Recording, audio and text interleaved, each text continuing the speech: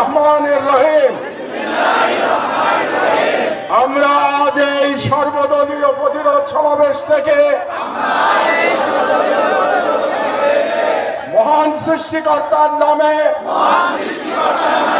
শপথ করছি যে জুলাইয়ের গণ আকাঙ্ক্ষার পক্ষে বাংলাদেশের স্বাধীনতা সার্বভৌমত্বের প্রশ্নে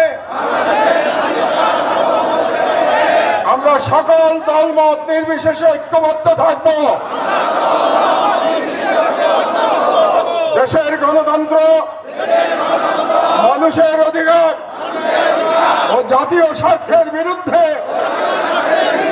যে কোনো দমনমূলক ফাঁসিবাদী ও পরাধীনতামূলক রাজনীতির বিরুদ্ধে প্রতিরোধ গড়ে তুলব এবং ভারতীয় আধিপত্যের তাবেদার জনবিরোধী ও রাষ্ট্রের স্বার্থ বিরোধী শক্তি, গুম খুন ও গণহত্যাকারীদের দল,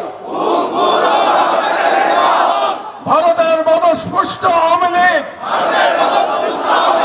তাদের সহযোগী, তাদের পক্ষে বাদ উৎপাদন করে কালচারাল ফসেস কাউকে এই বাংলাদেশে